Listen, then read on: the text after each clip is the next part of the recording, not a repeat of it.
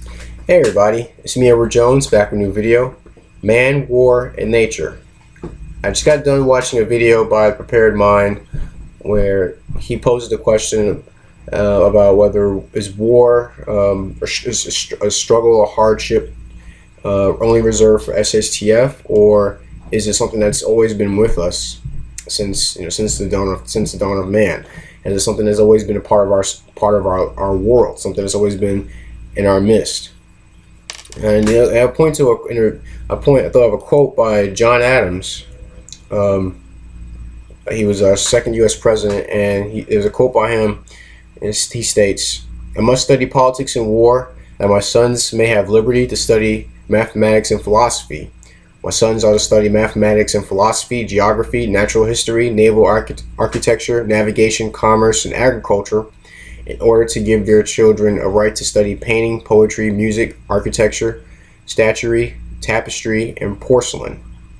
Now, I will say that's a very noble thing to want for future generations, and I've actually believed that about myself. I've a couple of years ago, as I started to notice the direction the world was going in, I said that if there's to be any hard times, I hope for it to happen in my day. So that I'd rather deal with conflict now to, I guess, spare generations conflict down the road. But as time has gone by, I gained some wisdom, and begin to realize that war is natural. Man has always been in a state of war within himself and with things on the outside, whether it be with nature, as far as wildlife and plants, disease, things like that, or with other men, through fighting, economic hardships, crime. Man has always been in a state of war, and I believe men were, or man, I should say, were built. Man is a creature built for war, built for fighting. In the Bible it says that man was made in God's image, and it also says that God is a warrior, and I believe that men were meant to be fighters. Men were meant to have something to fight. And men was meant, and through that, and with the fighting comes some type of hard living. I know we want things to be easy. I'm sitting in a house. I'm sitting in a room that has well, air conditioning is cut off right now. I set the thermostat up higher, but there's no really immediate danger, where I'm from where I'm sitting, but but there's still at least there's several guns around me. There's first aid kit, there's water, for to combat thirst. There's food in my room to combat hunger. And you ever notice that we use the word combat quite often? Combat weeds, combat illness. Man was made for combat, and I think that when we create enough innovation, we have a certain amount of technology that allows us to deviate from man's natural state of conflict, or man's natural state of combat, I should say. I think it does things to us. It softens us.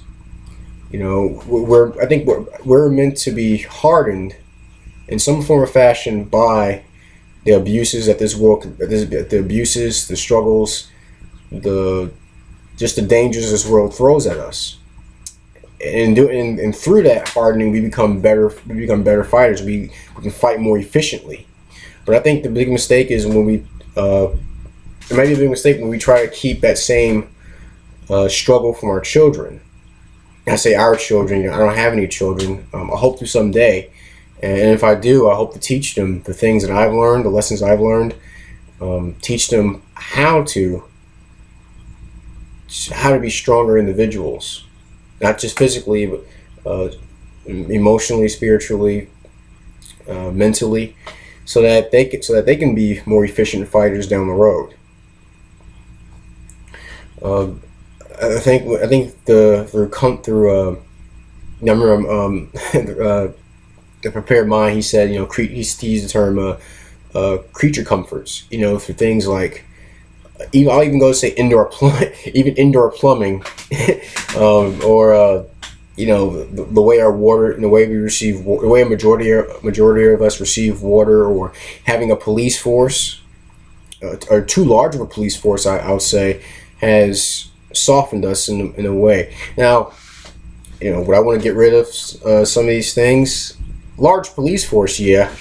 Indoor plumbing, I guess it's a give or take. If, let's say, we talk about being prepared for these type of situations. I've actually came up with an idea as to how I would handle.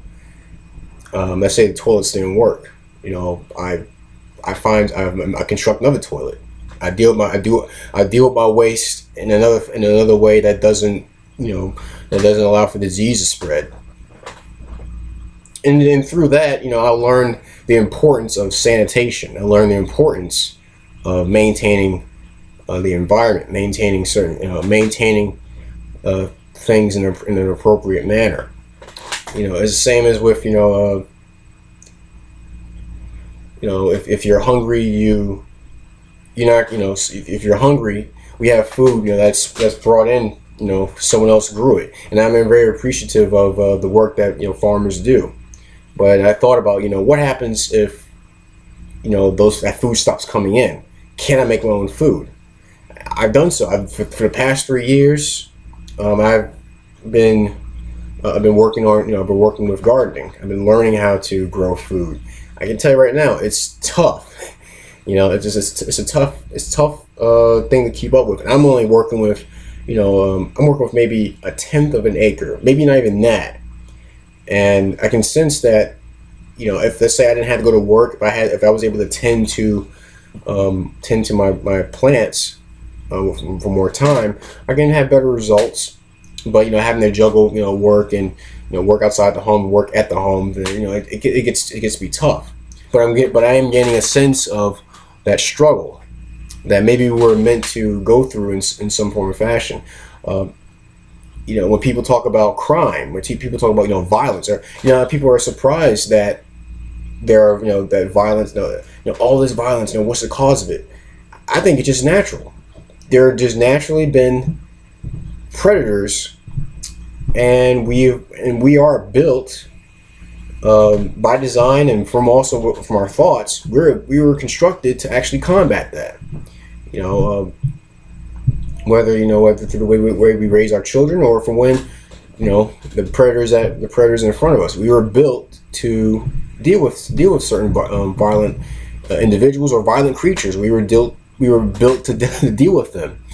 I think it's just that when we become too far removed from the warlike state of nature, we forget those lessons. We forget those things, and then they take us by surprise. And if we're fortunate enough to make it out with just a few scrapes, that's good. Some people aren't fortunate enough to make it out, and we should take those unfortunate lessons to heart.